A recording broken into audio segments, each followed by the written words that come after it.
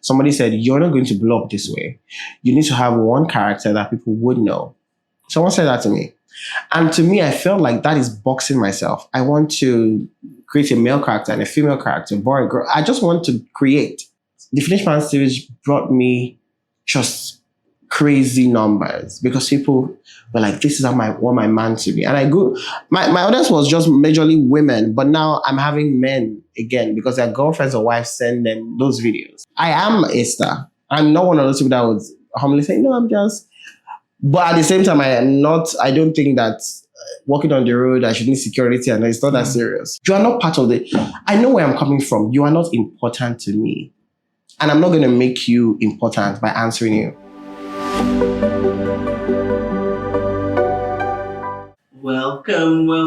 Welcome to the Good News Nigeria podcast. My name is Desmond Erekunwe. Today we have Joseph Onolapo, professionally known as Jay on Air. He represents a new generation of digital storytellers who have redefined entertainment in the Nigerian digital space. Jay on Air embodies a unique approach to content creation that transcends traditional comedy, blending observational humor, social commentary, and deeply relatable narratives.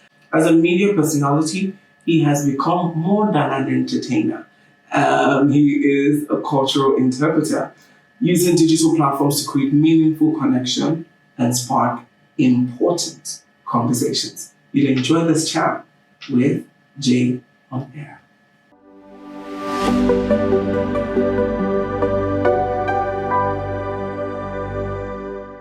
Hello, Jay on Air, Joseph.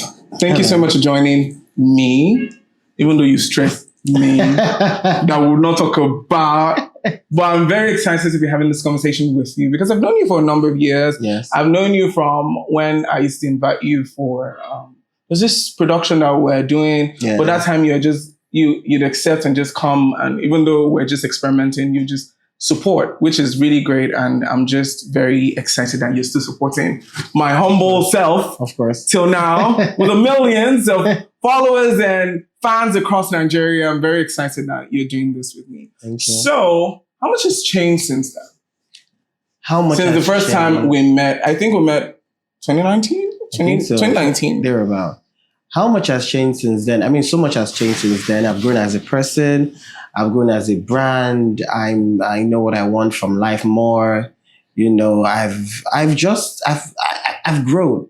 You know, the plan at the time was to just grow my career and just grow in the entertainment and media space.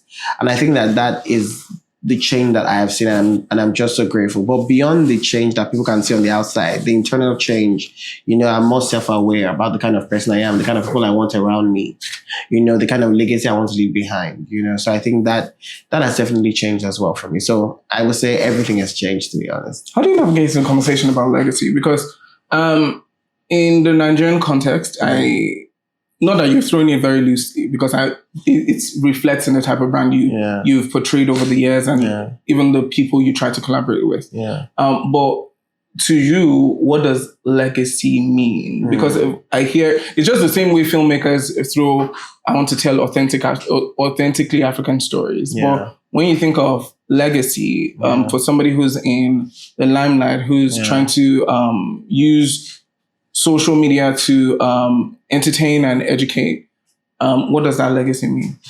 That's a very interesting question. What does that legacy mean? That legacy for me means that I want to have my tentacles everywhere that I can. Octopus.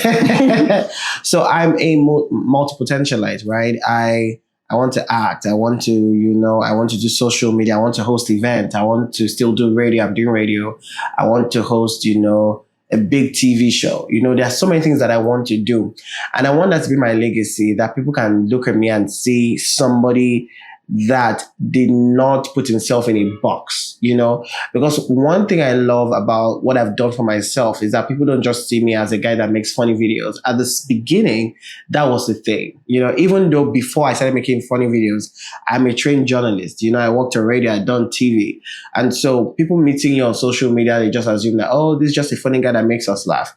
But as you come into my community and as you see the different things that I'm doing, that I will do going forward, you are just amazed that this person can make us laugh, but he can still talk about politics, you know. That is what I want the legacy to be, that he came and he did so much, and I can also do as much as he has done, especially saying that I'm somewhat different, you know. I know that when I started working on radio, I know that I don't have the strongest masculine voice.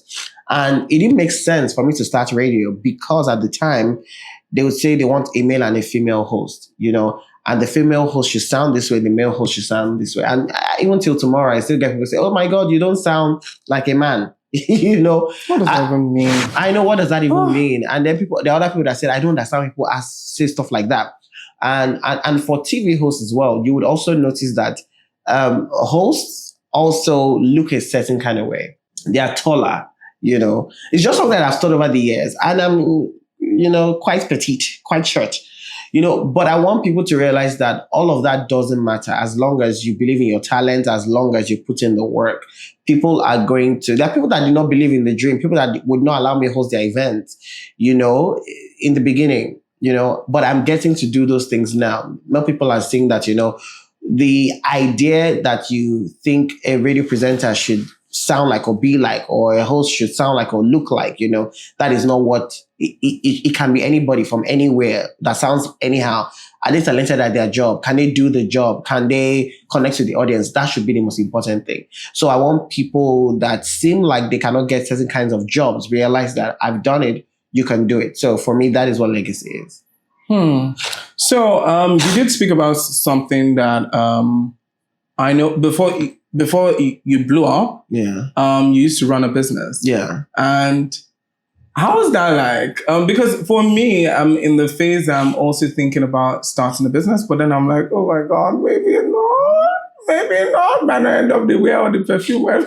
But I'm just saying. But I'm in the phase where I'm about to start a business. But for you, what was that like? Because when the phase where you had done radio in Benin, I'd also done radio in Benin, but then you were doing radio in Benin and then you moved to Lagos, and then you are now also doing a business. Yeah.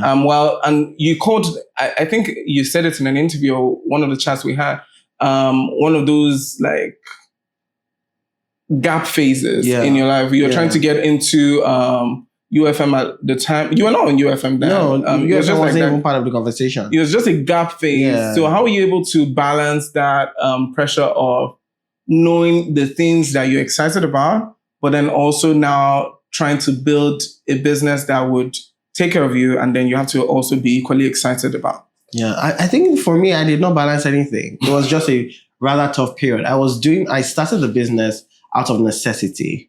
I could not take care of myself. I had bills I had to pay. I didn't have a job at the time. Life wasn't going how it was supposed to go or how I planned for it to go, you know, moving back to Lagos, you know. And so the business was as a result of an emergency. You need to do something. You cannot go on the road to steal. You cannot beg for food. So what do you need to do? You need to start a business. And so that is what it was for me, you know, and I'd done businesses in secondary school. Even though now I don't think I can necessarily run a business except it's somewhat tied to entertainment. But I remember being in secondary school and selling sweets and selling meats, you know, I'll tell day students to buy. And so I just went back to that. So I went back to survival mode. You know, I need to survive. I know I have a dream. And I think that's what a lot of people need to realize. It's not a shame for you to do something you never thought you were going to do. Because you have to take care of yourself at the end of the day. Dreams are, you know, all have dreams. I want my dreams to happen for me. I want to be the biggest this. I want to be If it's not happening, how are you going to take care of yourself, you know, at the moment? And so that's what I was thinking.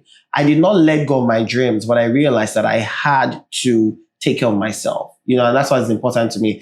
And that's why I don't belittle people that it seems like they're giving up on their dreams. They may not be giving up on their dreams. They are just doing something to take care of themselves, you know, and that's why, you know, when you are looking at people's stories or when you see what people are going through, you have to give people grace, you know, because at the end of the day, everybody wants to do amazing things. But the path for people is just different. There are people that I knew got on social media and blew up in 1 year and got brand deals that, you know, were giving them millions. For me, it took me 4 years, you know, to blow up in a way that brands could say, I'm interested in this. So everybody's path is different at the end of the day. So that business for me was just to survive. And I remember, I think last year, I still got a message from someone that had that business. Someone said, "Oh, I want to buy shorts." I'm like, "Oh, shout out to you." No, but I'm like, the person too do. I'm like, what is going on? I mean, not everybody knows who I am, so yeah. You don't want 2023. Why are you whining? Well, it was 2021, 2022, maybe not 2020. Yeah, All that right. was great. All right. It was great. So when you look back at that time and you look at now, what are you most excited about from the life change? Has your life changed in many ways? Because I did ask previously, we share a mutual friend. I was like, are you still in conversations with him? Because I understand how the life would easily change, and then sometimes the other person will decide to like stay away, or you decide to start trying to make new friends and all of that. But then you still said that same person is still your friend and you will talk almost every day. So which means that you stayed consistent with the people that were your friends before the fame and all of that. So these two times, like before the fame and now that you have the fame, have you managed the friendships and life from these two times? I think how I manage the friendships. I think for me, I just can read people. I know people that are supposed to be in my life and people that are important to me and people that will be there when I'm poor or when I'm rich or when I'm successful and unsuccessful. So those people have stayed. Obviously, there'll be people that will feel threatened, and that's just life, Or maybe I was a terrible person. I don't know. The stories could be different. Obviously, there are people that have stepped back, But for me, what I realized going forward is I'm living the dream that I've always wanted to live. I'm not going to apologize for that. I'm doing the things that I want to do. You are wearing this sandal I'm going to steal. You are living the life.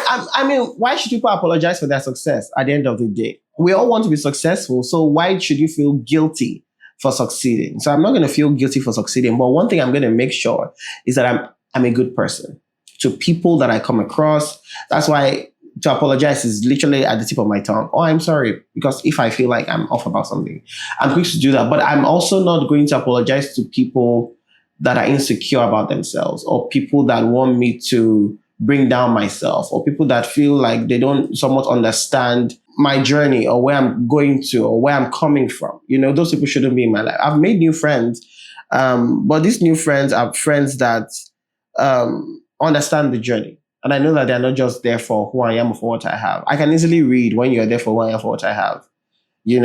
And so I have friends from the past. I've made new friends, and I'm just constantly growing as a person. And if one thing I constantly tell people is that as I'm growing, financially or fame wise, I'm also building myself as a person. I think that's what a lot of people in the spotlight forget to do. You need to build yourself, whether it's through your church or through your mosque or through therapy or through reading books or whatever. You need to build yourself because we're constantly giving to people. And if you don't also feed yourself, you become a shadow of yourself. You're successful, but you don't know who you are, And so I don't want to be one of those people. And that's why constantly growing myself or being a better person is important to me. So yeah. That's very, very good. But what does that being a good person look like? That's an interesting question because again, it can be subjective, But for me, it's following peace with all men. I had to enter the Bible like that. Following peace with all men, accessing situations and saying, what happened here? What did I say? Could I have said it better? What did you say? Could you have said it better? You understand? I remember a friend that randomly left my life and unfollowed me. And the person I was years ago would be so triggered by it. And I want to find out what happened. What did I do? What did I say? Who did I speak to? And as I've grown, I realized that I don't want to do that anymore. If we truly shared a friendship and you heard that I said something or I did something, you should meet me first. You should talk to me. If you are just going to block me or unfollow me or whatever, then maybe we didn't truly share a friendship. And what I did was that I just went back to the times we shared, the moments I was there for this person or they were there for me. I just felt like if I was the one in this situation, because of the good times that we shared, I would give the benefit of the doubt to want to, get to what exactly happened here. But leaving the person with silence and trying to allow the person figure life out or figure things out. Well, did I say something? Who did I speak to? You want to turn me to FBI agents when we're friends? I'm not going to do that. So for me, that's one thing that I think that for me, that's what it is to be a good person. Valuing friendships, valuing people, valuing not just people that you're going to get things from, but just people, that you meet. As somebody that is in the spotlight, you meet people every day. The cashier at the store, the petrol person, the rich person, the not so rich person, ensuring that you treat everybody and make everybody feel as important as they should feel. I think for me, that's what it means being a good person. Do you think your following is a reflection of who you are and the kindness that you express and share with the world? I definitely think so. Because if you genuinely are part of the tribe, like I call us part of the tribe, then you know that we're constantly pushing joy and love and peace and not controversy. Go away. and not controversy. And that's the thing. One of the reasons that I will not do like a public regular giveaways, because that is not what I'm trying to push. Okay. People that are helped, your number. Exactly. People that are helped, are helped. And I try to help a lot of people in my community. We have a Telegram group. We have a broadcast channel. So we are genuinely a community. And when people need things, sometimes the community is not even me that helps people. Others, when I can't see the messages, help each other out. And for me, that is what it means to have a community. Outside of me, I've brought you guys together. But you guys, you could be a tailor. You could be a caterer. How can your businesses help each other out? That is the point of community, at the end of the day. So I think that, yes, it's definitely a reflection of the image I've put out, the kind of content I've put out. I don't make like sexual kinds of videos. So I will not attract those people. I didn't build my following by doing giveaways. So I'm not going to have those kind of people, So yeah, definitely a reflection of the kind of person that I am. Yeah. Okay.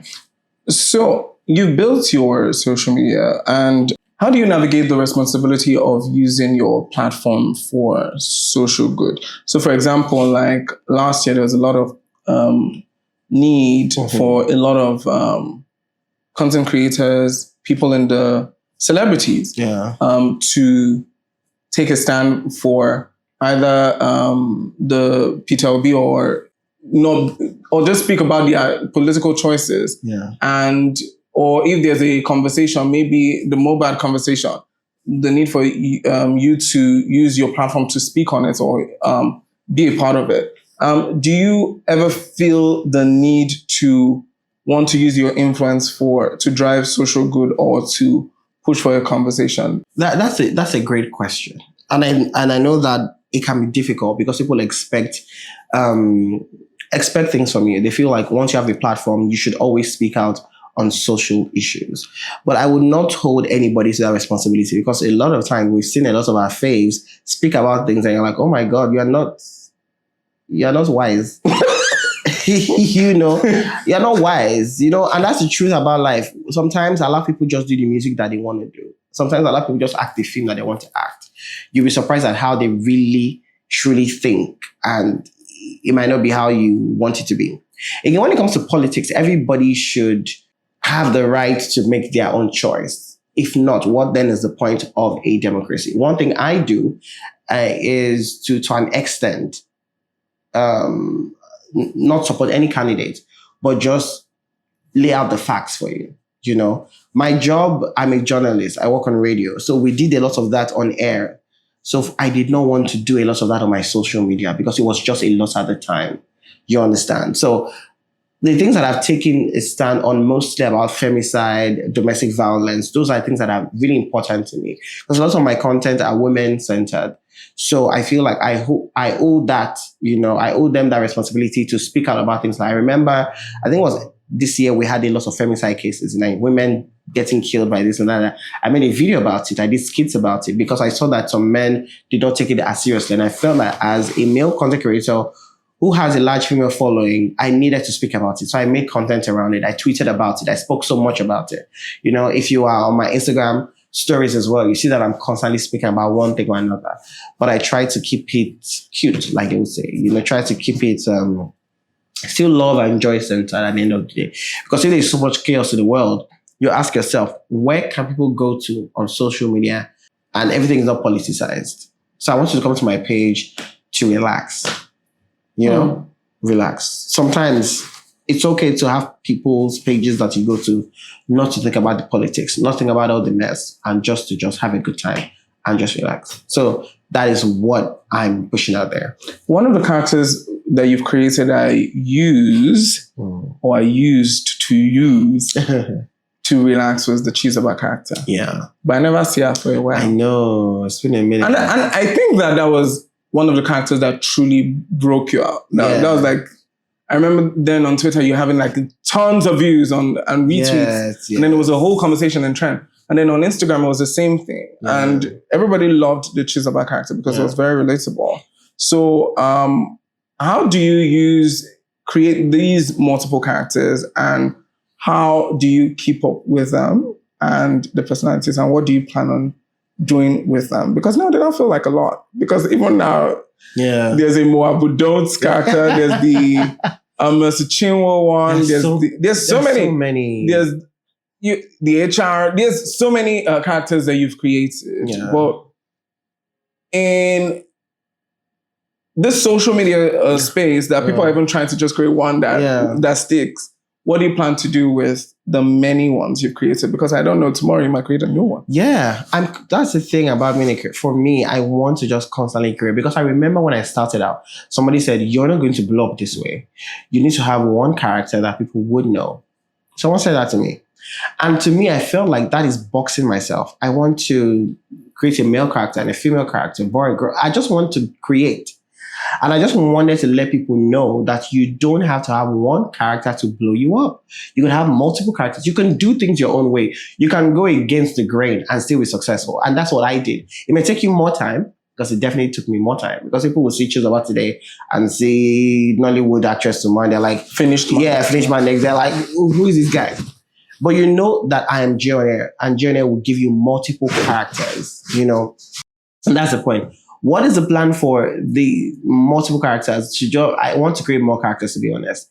You never know. There could be something in the works, movies and YouTube and all of that. There's just so much that I want to do. And I think for me, it's just that I'm not putting myself in a box. And I think that is why I'm still happy doing what I'm doing. That I have not done things the way people expected me to do them. And I will never do things the way people expect me to do them. I'm going to do things how I want to do them, And whether the success is immediate or whether it comes right, takes a minute to happen.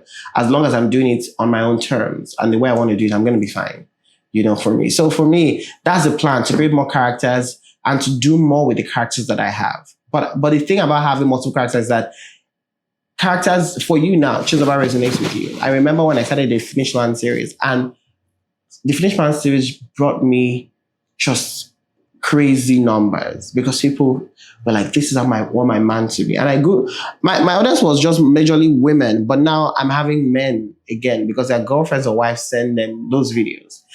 And so again, even though the intention wasn't social good, like you mentioned earlier, I'm doing something in the society. I'm touching relationships. I'm touching lives, and people are realizing that they can be love like this, like this. They can be love like this for me, And I think for me, that's the entire point of having multiple characters. So I'm a creative, and you never know, I could have like 5 billion more in 2025. But as long as I'm creating, I'm inspiring, I make people laugh. That's what's important to me. So do you know what's most exciting about this is how you do not take these things seriously. And I love it. Even when you joked with, I said this, I was like, okay. Why are you still in the media? Because I love it. I literally went to school for it. I know, but then, so we all started media around the same time. I started radio 2012. We all started media around the same time, uni and everything, and for the longest, it was a thing that felt like passion. Yeah. And it got to a point that it wasn't feeding me enough. Yeah. And then I felt like because of my love for it, I was cheating on the other things around me. Have you ever felt that way? I mean, because I know that the 4 hours you spend on radio, you can for a month. The money that they pay you in a month, you can make it in 30 minutes. True. Or less from a scale. That's facts. That's not even a lie. I think what I get paid, and I do get paid a lot on radio. I make that, let's not even go into numbers. I'm just grateful for that. What I would say is I genuinely love radio. So it's just hard to say goodbye. I get asked this question every single time. When are you going to leave radio? Are you going to leave radio? I don't see it yet. I don't see that happening for me yet. And tomorrow, because I'm also a spontaneous person, tomorrow I can decide to resign. But I also have, where I work presently, my bosses have stayed the same. Before the fame, after the fame, they have stayed the same. So it's not as if they started treating me well when I became more popular. No, they've always stayed the same. And you hardly find bosses like that in the media. As like you said, we started around the same time. We've worked with so many people. We know how terrible people can be in the media space. So to have bosses who don't want to cheat you.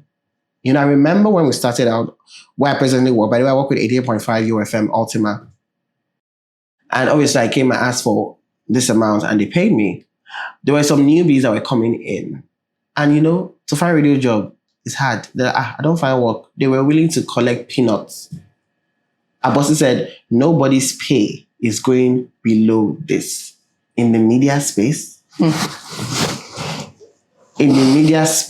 where they say, I know it's your first job. I know you're excited, but you should still be paid a livable wage. That is wild. That doesn't happen. Not just in media space, generally speaking, they're like, that's what you argued for. That's what you say we should pay you. We'll pay you, that's for 30,000 for transfer. That's what I'll pay you. So with that, those are kind of people I work with. So that's what makes it more difficult, to live. Because when you work with their family members, I beg, don't answer them. But this is genuinely a family. They care for you. They are involved in you. When I need time off, when I'm on gigs that I have to travel outside the country, they allow me. They just make the somewhat difficult processes easy. Mm-hmm. And not just for me, but for many others that work there. Because they want you to be able to do things beyond radio.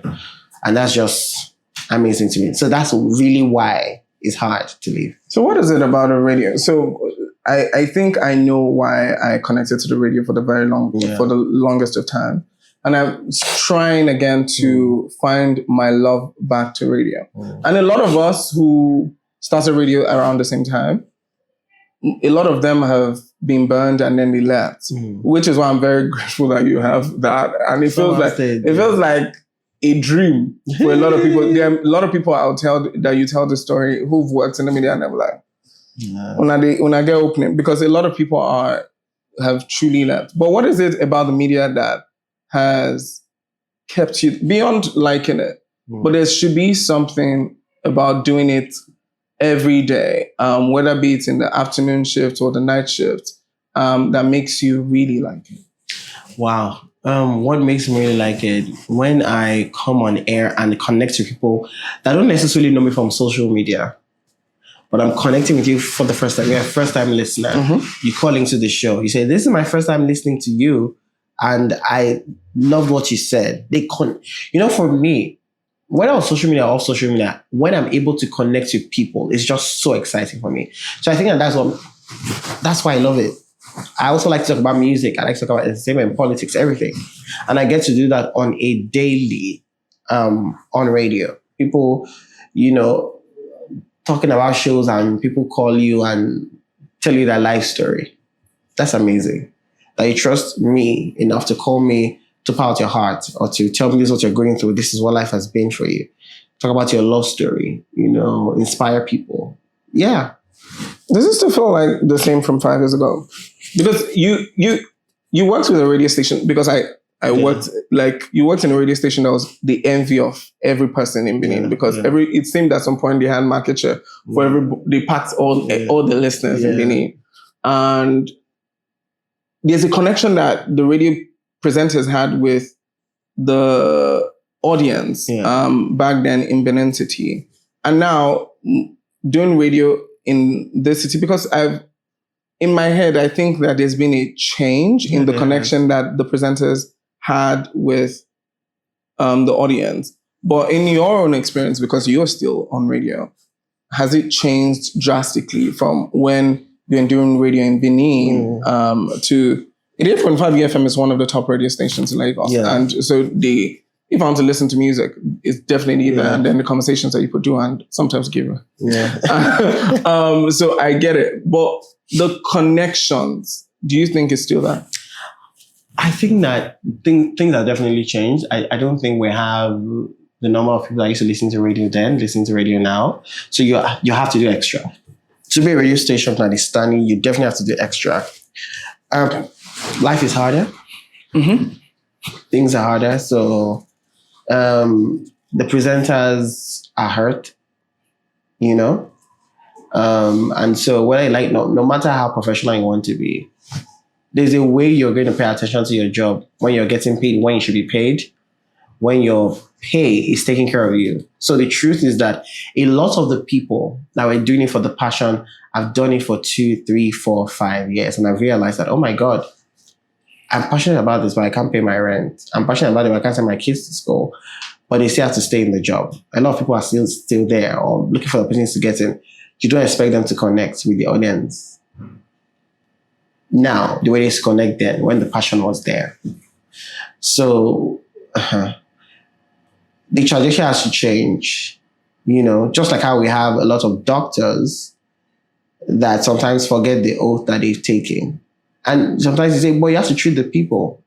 I have a family that I cannot feed because I'm being owed salaries. How do you expect me to put my medical senses and treat you when my wife, I can't pay for her CS as well, when my kids, I can't send them to school and I'm a doctor? Everybody's parents wanted us to be doctors, and doctors now cannot take care of their families. That's wild. So things have changed everywhere for everyone. So for a radio station that wants to still have that connection, you need to pay your people. Your people need to be taken care of. If your people are not taken care of, it's not going to happen. And then I think we need to go back to the old ways things need to be done. We need to come back and say, you had a show. Let us, I've forgotten the word now, let us listen to your off-air dubs. What was good? What was off about it? What could have been improved? People don't do that anymore, you know? We just get on air. What are you going to talk about on air? Oh, I'm just going to go through my phone. Oh, this is Davido drop fun. How are you feeling about it? You know, that's what's happening now. Let's be honest, Desmond. You listen to radio and you know that the work is no longer there. And I know I'm sounding like one of those old people I thought I never would sound like. But that's just the truth. The work is not just there. If you're coming back to tell me that, oh, Davido released funds, I saw it on Twitter, I saw it on X, there's nothing exciting about what you're saying. But if you come out to talk about, oh, Davido released funds, and then you just find an angle about the song, you would have people react like, oh my God, I didn't think about 10 that. 10 times Davido sang about funds. You know, or something like that. You know, or you pick out a line, mismanage my funds. You know, let's talk about love songs now and love songs then. Where are some key... You've changed the conversation. It's no longer just about Davido, it's about a line in the song. That to me is working and connecting with people. If the language doesn't connect to people, if you're not giving them information that is new, they're not going to be interested. So everybody has a part to play if we want to see things go back to the way they used to be. But I doubt it. Oh. Because we're all looking for funds. Okay. That's what I did there. No. All right. So have you... I think you have a spotless brand. So have you ever had to deal with trolls? I remember when I was on radio, the same thing about the voice thing. People were like, oh, why is your voice very light? Why is your voice very feminine? And then I started trying to change my voice for the very longest time, and then trying to start sounding husky and shit so that I sound a certain way. Yeah. And I was always deleting stuff. But that was just a few text messages here and there. But then it was a ton of other messages of, oh, I love the show. I love other things. But I was always focusing on they said that your voice is sounding like this. Your MD should not say it, so I'll delete it. But for you, who does stuff, who engages a wider audience, sometimes your video might hit 50 million, 40 million. There's no limit to where the videos can travel to. Yeah. How do you handle the reception to new audiences and the possibility of people trolling you or finding it hard to engage? Especially sometimes when they say, why man they do woman content, right? And you do it so well. So I do. So how do you manage all of that? Well, to be honest, I don't manage it. When I started out, I said, I'm never going to respond to troll. Mm-hmm. It gets harder every year. But it was a promise I made to myself. So I'm not going to give you life. I remember a video I was on, was it last month or 2 months ago? I was a heavy topic on Twitter. And people were just dragging me and dragging. I think it was when I did so I told his pregnancy. Okay. She loved it. Banky loved it. Everybody else loved it. Got on Twitter. It was a different story. People were so angry about it. I didn't respond. There's some people that come and say, I hate this J. There's a particular lady's account. I went and I said, oh my God. So thank God people are open. Their eyes are finally opened to the fact that this J is nonsense or whatever. It was interesting to me, and I read it for a few minutes and then I don't even block them. That's the amazing thing about it. I don't want you to know that I've seen it. You are not part of it. I know where I'm coming from. You are not important to me. And I'm not going to make you important by answering you. And guess what? He died. And I've gotten bigger opportunities after that happened. And I realized for me that sometimes I get trolled when big opportunities are happening. A week before this happened, I was announced by Stamic IBTC as the host of the game show. I've been doing this for years. Why are you finding this video now? Why are you trying to dim my lights? I didn't respond to it. And I even got more reposts on my Stamic announcement, so that was good for me. For me, and I know that people say, Jay, it's so hard not to respond, but I get so much love. I'm going to stick to the people that love me. And I'm not oblivious to the fact, not everybody can love me. Some people don't even like cake. Some people don't like bread. Some people don't like, what's something that you said, ice cream. Beyonce. I'm like, you're a joke. Exactly. No, people don't like... there are things that you think everybody should like that people don't like. So why would I think that Jay on there is going to be liked by everybody? So I'm not going to deceive myself and answer those people. But one thing that's going to happen is that you constantly know that I'm going to grow. You will hear me. You will see me. And you will die with your hate. You will die with your hate. So what have I done to you? It's true. But how do you keep up with... Because again, genuinely, when I messaged you at 12, was because this interview was done by 1. When I messaged by 12, I was like, I understand that your job might, and because of the frequency of the way you create, you might need to post something in the next hour because of when something is trending and everybody is trying to still take it and you've done a video. Yeah. So I'm like, oh my God, let it not be like, it's this hour. That's when Barack Obama decided that he wants to marry something else. I've given you a time. I've given it time. And we know that this interview has been, we've been working on it for a long time. So I'd given you a time. I knew that I have to make it here.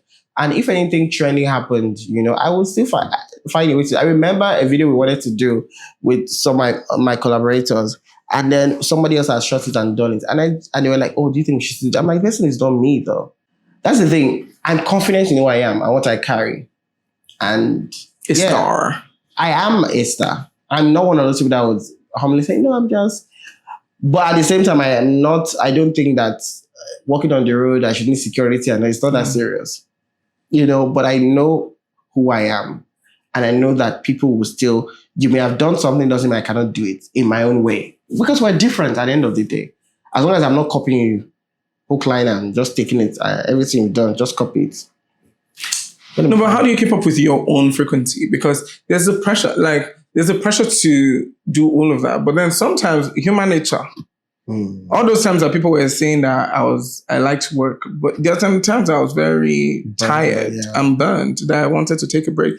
2020, when my dad died and the company I was working with gave me a 2 months break or 3 months break. It was, my dad had died, but then it felt very freeing that they were letting me not do work for 3 months. But to a lot of people, like, will you be able to cope and all that? For me, I was like, I will cope. Thank you for giving me this break. So how do you keep up with your own frequency? Because again, if you decide not to engage the traffic, you're still doing that. Yeah. People still engage in the next one. But now there's an expectation because if, for example, Mercy Agbe's husband shirt is trending, you've got to get the fabric in the same style 4 hours later, or edit it and post. So everybody now somewhat expects that when they see something, they should see it on Jay's page. You're going to have a comic flavor to it in a few hours. Well, I get that, but I don't. Again, I love that people engage it. I love my tribals. I love people around me, but I'm not going to, for example, when I'm sick. But the thing with me again is I could be sick, but I would just feel I don't know how to explain it. When there's content out there and I know I want to do, there's just the way my body does. I'm like, oh my God. I remember being sick on one Sunday. I had my creative director in the house and I said, I'm not shooting anything. Nobody should disturb me. Can I get a cup of coffee? I'm not doing anything. I could not sleep. I said, oh my God, let's just shoot these 2 videos and get it over with. People didn't know that I was sick. Obviously, they wouldn't know I was sick. That's just how I'm wired. So it's not as if there's one special thing that I do. But because of how much I love it and how long I've done it for, when I see something that attracts me, there's just this sensation. I'm like, oh my God, I need to do it. And I will not get peace of mind until I do it. But the other times that I just stay clear away from things, I'm just like, if I don't feel too excited about something, it's not even trend I jump on. If I don't feel too excited about it, I let it go. Even though everything that trends, I always get DMs. Jay, have you seen this? You should recreate it. It's not everything I do now. Well, where do you get all those fabrics? I mean, we just pick out things from wherever. Because I'm like, how did you get this color? How did you do all of that? So what is a shocking creative path that you've followed that is exciting, but then people thought was different, or you didn't get like a lot of push in the first instant? When you think about it, a shocking creative path that I followed that people did not think was popular or did not necessarily think to push. I think for me, being someone that makes funny content and also being like a public speaker, working on radio. So sometimes at the beginning, people found it hard to separate. The people that are going to watch this interview and like, oh my God, it's well spoken. You understand? Why? They just want to be one of that Yoruba mother, But the kind of person that I am, like I said earlier on, I want to follow every creative side of me. It's very important to me. And so many people just assume that, just be a funny guy online. But I want to go to schools and speak to people and get paid for it. I want to, I want to be on podcasts. I want to host political shows. I want to do everything. And I'm doing those things. And it is still amazing to people. I remember before getting this Stanbic job, how I even got it. I was on radio. The person came and I said, oh my God, I know you. My children love you. What are you doing here? Because she just assumed that as a funny guy, you can't be working on radio. And I work on radio. Oh my God, that's amazing. She was just gobsmacked by that fact. And that's how we had conversations and I got to do audition for it and I got to get that job. So for me, it's following the different creative sides of me have given me opportunities. Why would I stop now? It's unpopular for a lot of people, to do the kind of content that I do. I want to still spread your tentacles and do these things. But yeah, I think that it wasn't quite popular. People didn't think it was going to work, but it has worked out for me. Also having multiple characters. I said that one earlier. They said you must have 1 or 2 characters that are popular. But I will have different characters for the 7 days of the week. It wasn't popular at the time, but it has given me the success that I have. Okay, so you did talk about how it took you 4 years to fully get the attention of brands and be fully monetized. Yeah. So what would you say were some of the challenges of getting to to the point that you are truly monetized? And what would be your advice to other people who are trying to become content creators, who are trying to become a big star to get monetized early? I think that for a lot of brands are different. So for the kind of brands that I work with, they need to know that you're there for the long haul. That you're not just another TikTok sensation that's going to die out in 1 year. Yeah. They want to know that. A lot of the brands that I worked with 2-3 years, I'm still working with them now because they followed the journey. They've seen the consistency in what I have done. So I think that consistency is very, very important. You know, they need to see that you're going to show up. They also need to understand the brand. And the only way I can understand your values, who you are, the kind of things you're into, is if you consistently do something for a period of time. I wouldn't know if you're controversial until, let me give you 1 or 2 or 3 years. Let's see. Is your selling point controversy? Is your selling point family? Is your selling point children? What's your selling point? Do you understand? So for me, it took me on that time. So what I'll say to people is, to get those kinds of brands, you need to consistently do the work and have that your brand that people can easily recognize. Do you understand? You also have to realize what kind of brands I want to work with. Do you want to work with major brands? Or do you want to work with some kinds of brands that I don't want to mention here? For me, those kinds of brands easily reach out. There are brands that reach out to you once you are popping. Those brands, they don't care about longevity or whatever. I want to sell. You are the popping face right now. I had to reject those brands because I did not believe in what they were selling. There are certain brands I don't take jobs from because I don't believe what they are selling. How can you be a broke person and you are not collecting money? You understand? But you know what you are aiming for. And I know what I was aiming for. Like I said, it took me time. But it's happening. Do you understand? So I would say for me, my biggest thing is just consistency. Consistently put in the work and know the kinds of brands that you want to work with. That will help you. Everybody is following the YouTube trope. Yeah. Why are you not there yet? I mean, I'm somewhat there. I post some of my videos there, but I'm not there. For me, I always do things on my own terms. You know, I would do things in my own time, how I want to do it, the way I want to do it. So for me, I'm not pressured by people doing that. Because YouTube is not easy. YouTube is not Instagram. There are a lot of people that have started that are burnt out. So if you're going to be on YouTube, you better be on YouTube. You understand? YouTube is not shiri. It's not child's play. You know, YouTube doesn't send that you're a billionaire on Instagram. You feel they get 10 views, you know. Even though that definitely helps, because I remember getting on YouTube and in less than a couple of days, I already had 10,000 followers. Obviously, building other social media platforms helps you.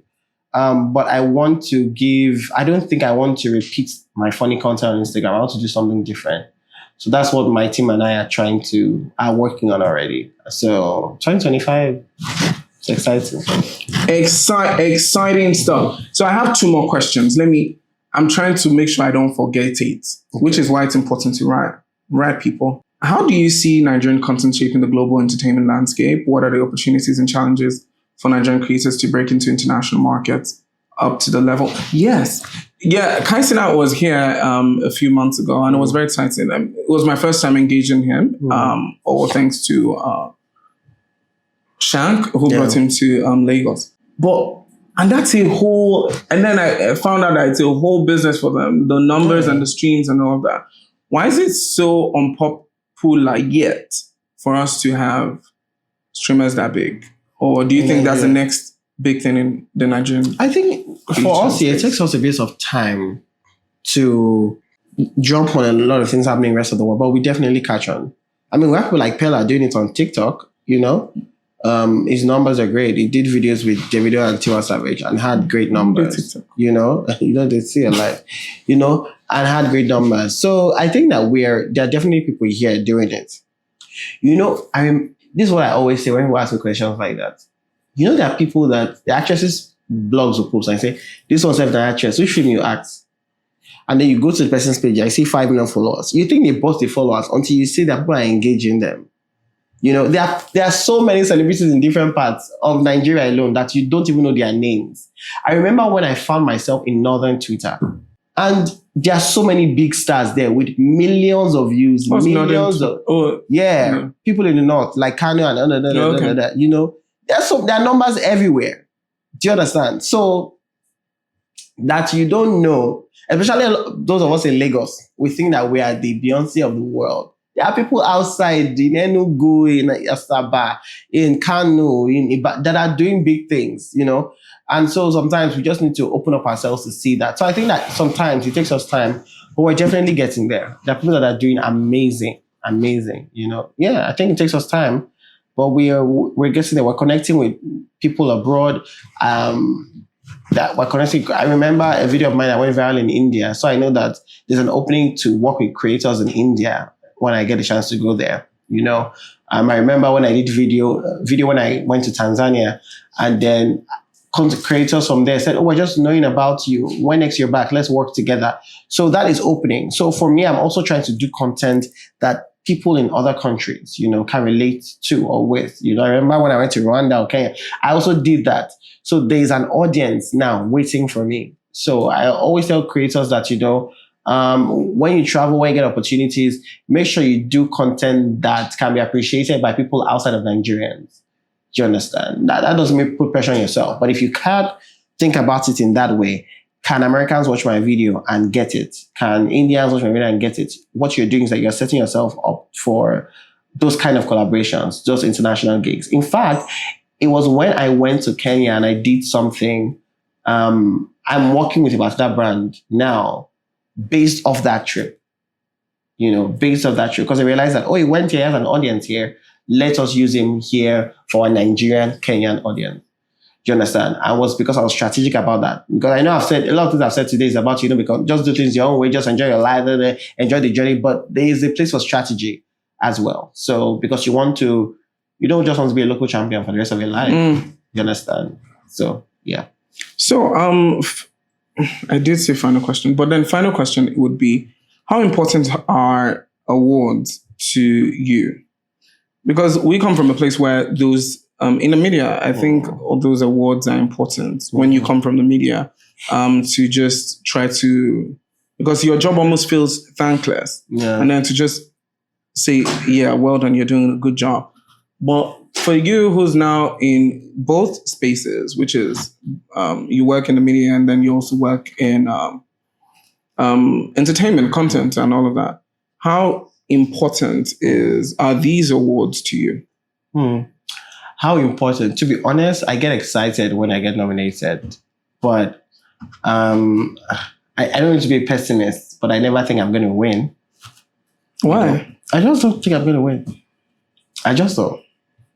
And I don't think too much. It's not a bad thing. I know people watch that. Oh my God, it's so pessimistic. No, that's not the point. I don't know. For me, once I get nominated, is it a big award show? Yes. I want to dress good because I'm being strategic. I want to be part of the conversation.